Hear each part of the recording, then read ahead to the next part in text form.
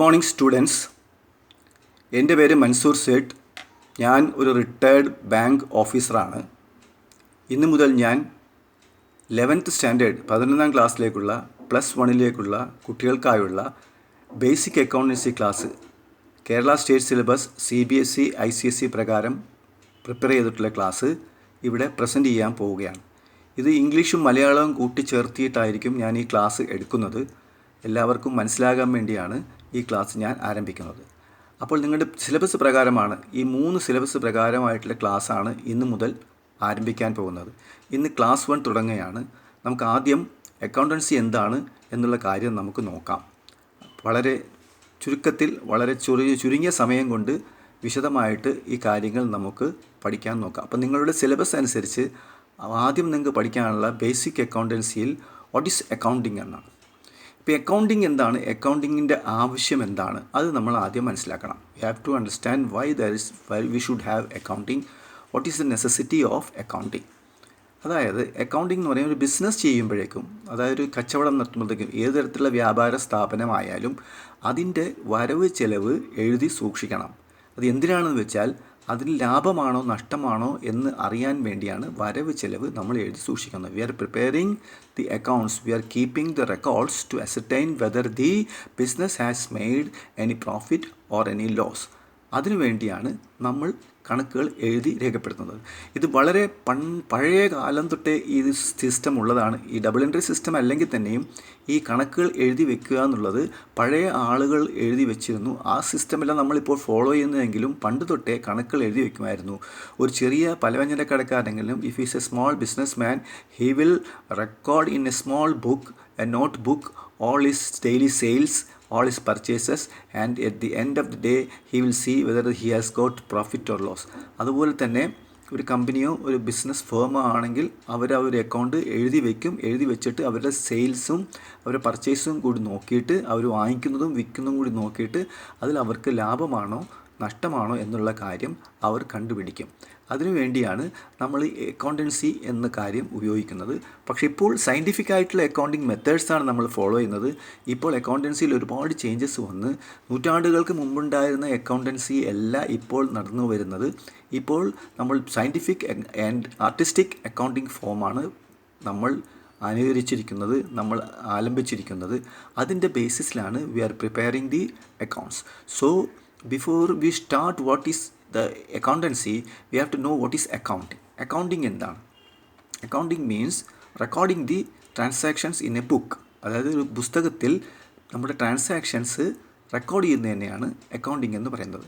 It's a language. ഇവിടെ കണ്ട, what's accounting? Accounting is a language. It's a language. അതൊരു ഭാഷയാണ്. അതെ, നമ്മളിപ്പോൾ സംസാരിക്കുമ്പോൾ we are speaking in English, we are speaking in Malayalam, we are speaking in Hindi and all other languages just for communication. So ഈ business has to communicate. ബിസിനസ്സിനും communicate ചെയ്യണം. For that purpose we are using the language of accounting. We are using the language of accounting. So we call accountants, we call it as a language of business. Business means the state of being busy.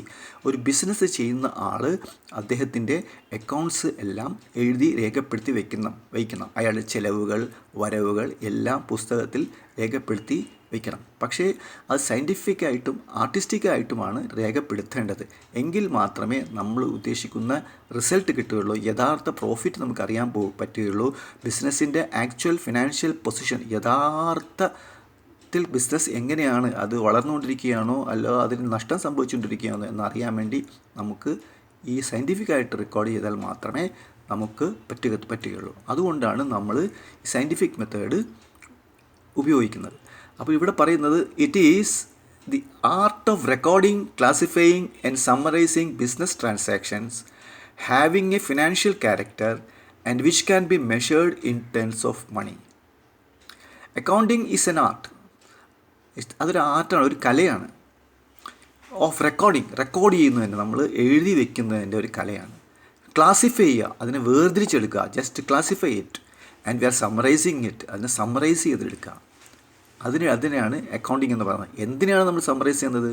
Business ട്രാൻസാക്ഷനെയാണ്. ബിസിനസ്സിൽ നടക്കുന്ന കൊടുക്കൽ വരവ്, business transaction, നമ്മൾ വാങ്ങുകയും വിൽക്കുകയും ചെയ്യുന്ന സാധനങ്ങൾ, അതാണ് നമ്മളിവിടെ എൻട്രി ചെയ്യുന്നത്. It should have A financial character. അത് ഒരു സാമ്പത്തിക സ്വഭാവം ഉണ്ടാവണം. അത് പണം ഇടപാടുകൾ നടക്കുന്ന ഒരു ട്രാൻസാക്ഷൻ ആയിരിക്കണം, കൊടുക്കൽ വാങ്ങലായിരിക്കണം.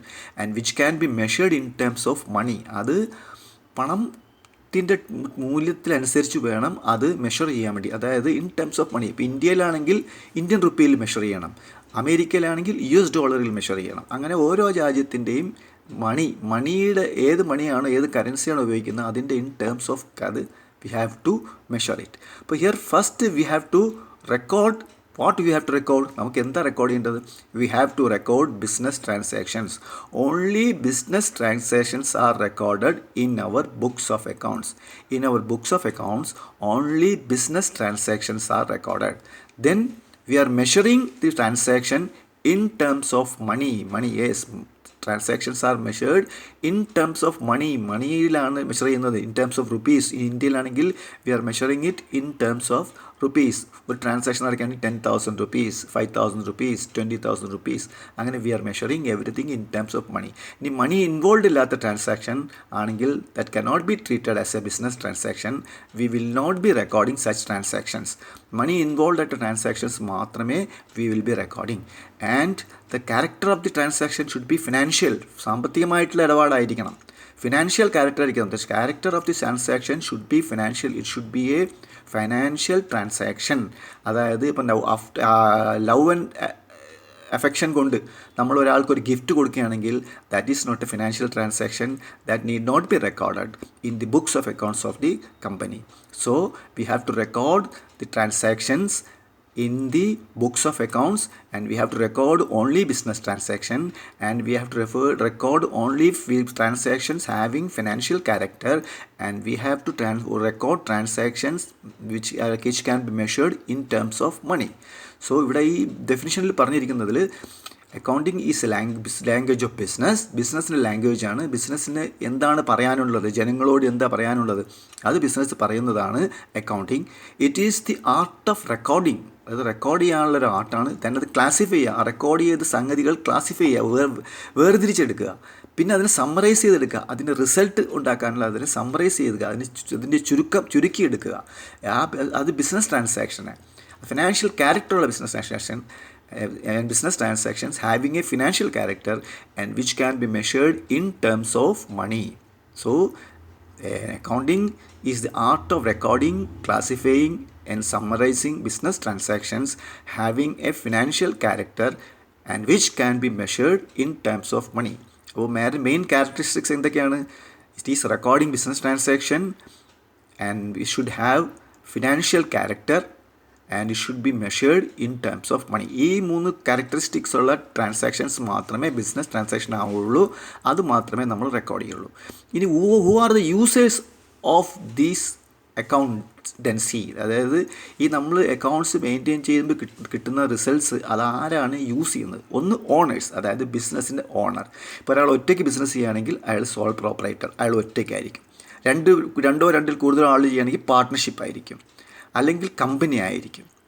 അപ്പോൾ അതിൻ്റെ ഓണർ ആരാണോ ആ ഓണേഴ്സിന് അറിയണം ഞങ്ങൾ ഇത്രയും പണം മുടക്കിയിട്ടുണ്ട്, അത് ലാഭമാണോ നഷ്ടമാണോ എന്ന് അവർക്ക് അറിയാനുള്ള അവസരമുണ്ട്, അവകാശമുണ്ട്. അതിനു വേണ്ടിയാണ് ഈ അക്കൗണ്ട്സ് നമ്മൾ മെയിൻറ്റെയിൻ ചെയ്യുന്നത്. ഇനി ക്രെഡിറ്റേഴ്സ് എന്ന് പറഞ്ഞു കഴിഞ്ഞാൽ നമ്മുടെ ബിസിനസ്സിൽ നമ്മൾ ആർക്കെങ്കിലും പണം കൊടുക്കാനുണ്ടെങ്കിൽ, നമ്മുടെ കയ്യിൽ നിന്ന് ആർക്കെങ്കിലും പണം കിട്ടാനുണ്ടെങ്കിൽ, നമ്മുടെ ബിസിനസ്സിൽ നിന്നും നമ്മൾ ആർക്കെങ്കിലും പണം കൊടുക്കാനുണ്ടെങ്കിൽ അവർക്ക് അറിയാനുള്ള അവകാശമുണ്ട്. ഈ ബിസിനസ് വളർന്നു വരുന്നോ നശിച്ചു പോകുമോ, എനിക്ക് കിട്ടാനുള്ള പണം കിട്ടുമോ എന്നറിയാൻ അവർക്ക് അറിയാനുള്ള അവകാശമുണ്ട്. പിന്നെ ബാങ്കേഴ്സ്, ഈ ബിസിനസ്സിന് ലോൺ കൊടുത്തിട്ടുള്ള ഫൈനാൻസ് ചെയ്തിട്ടുള്ള bankers will be there. So bankers have every right to know the financial position of the business.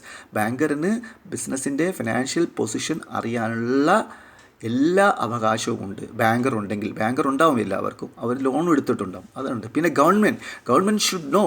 Government income tax department, പിന്നെ GST ഡിപ്പാർട്ട്മെൻറ്റ്, അതുപോലെ ഗവൺമെൻറ് എല്ലാ ഡിപ്പാർട്ട്മെൻറ്റ്സും, companies departments, registrar of companies, ഇവർക്കെല്ലാം അറിഞ്ഞിരിക്കണം ഈ ബിസിനസ്സിൻ്റെ ആക്ടിവിറ്റീസിൻ്റെ റിസൾട്ട് എന്താണെന്നുള്ള അറിയാനുള്ള അവകാശം അവർക്കുണ്ട്.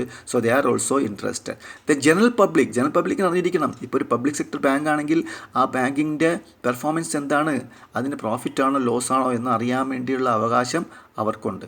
അപ്പം these accounting results are used by owners, creditors, bankers, government and public. ഇവരാണ് സാധാരണയായിട്ട് ഈ ബിസിനസ്സിൻ്റെ ട്രാൻസാക്ഷൻസിൻ്റെ നമ്മൾ റെക്കോർഡ് ചെയ്യുന്നത്, നമ്മൾ അനലൈസ് ചെയ്യുന്നതിൻ്റെ റിസൾട്ട് അറിയുന്നത് ഇവരാളാണ്. ഇവർക്ക് വേണ്ടിയാണ് നമ്മളിത് പ്രിപ്പയർ ചെയ്യുന്നത്.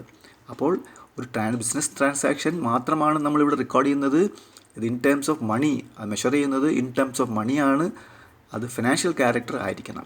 അപ്പോൾ ഇതാണ് ഒരു ബിസിനസ് ട്രാൻസാക്ഷൻ. അപ്പോൾ ഏത് ബിസിനസ് ആയാലും, ബിസിനസ് പല ടൈപ്പ് ഉണ്ട്. സോൾ പ്രൊപ്പറേറ്റർഷിപ്പ്, ഒരാൾ ഒറ്റയ്ക്ക് ചെയ്യുന്നത്. പാർട്ട്ണർഷിപ്പ്, 2ൽ കൂടുതൽ ആളുകൾ ചെയ്യുന്ന ബിസിനസ് പാർട്ട്ണർഷിപ്പായിട്ട്. ഇനി company, private limited company, public limited company, അത് വരാം. പിന്നെ ഗവൺമെൻറ് കമ്പനീസ്, ഗവൺമെൻറ് ഡിപ്പാർട്ട്മെൻറ്റ്സ്, ഇവരൊക്കെ അക്കൗണ്ട്സ് മെയിൻറ്റെയിൻ ചെയ്യണം. ഇവരൊക്കെ അക്കൗണ്ട്സ് മെയിൻറ്റെയിൻ ചെയ്യുന്നത് എന്താണെന്ന് അവരുടെ ഫിനാൻഷ്യൽ റിസൾട്ട് അറിയാൻ വേണ്ടിയാണ്. കമ്പനീസൊക്കെ ആണെങ്കിൽ അവരുടെ പ്രോഫിറ്റ് എന്താണ്, അവരുടെ ബാലൻസ് ഷീറ്റിൽ അവരുടെ അസറ്റ് ലയബിലിറ്റി അതൊക്കെ എന്താണ്, അതൊക്കെ അടുത്ത ക്ലാസ്സിൽ ഞാൻ വിശദീകരിക്കാം. അതൊക്കെ എന്താണെന്ന് അറിഞ്ഞിരിക്കണം അവർ. അതിനു വേണ്ടിയാണ് അക്കൗണ്ടിങ് മെയിൻറ്റെയിൻ ചെയ്യുന്നത്. സോ ഇവിടെ നമ്മൾ ഈ ഡെഫിനിഷനിൽ പറഞ്ഞിരിക്കുന്നത് accounting is the art of recording, classifying and summarising business transactions having a financial character and which can be measured in terms of money. അപ്പോൾ ഒരു ക്യാരക്ടറിസ്റ്റിക്സ് എന്തൊക്കെയാണ് ഒരു അക്കൗണ്ടിങ്ങിൻ്റെ ക്യാരക്ടറിസ്റ്റിക്സ്? ഇതൊക്കെയുള്ള ട്രാൻസാക്ഷൻസ് ആണ് ഇത് റെക്കോർഡ് ചെയ്യുന്നത്. ബിസിനസ് ട്രാൻസാക്ഷൻസ് ആണ് റെക്കോർഡ് ചെയ്യുന്നത്. അതിൽ മണിയിൽ should be measured in terms of money and should have financial character. അപ്പോൾ ഇന്ന് ഫസ്റ്റ് ക്ലാസ്സിൽ as an introduction I have explain to you all these things in Malayalam and English. You have to listen to my talk and you have to give your comments in the comments column, and also you have to share if you are really interested in this thing, and if my speech or my class is attractive, you have to share it with others. You have to subscribe to my channel, and in next class onwards we will be studying the basic accountancy as per the syllabus of the Kerala State Government CBSE and ICSE 11th standard students. So please hear this talk, my talk given by you, listen it carefully and give your comments and subscribe this channel. And please, next time we will be meeting shortly with next second class. This is class 1 and class 2 we will be meeting shortly. Thank you all of you. Have a nice day.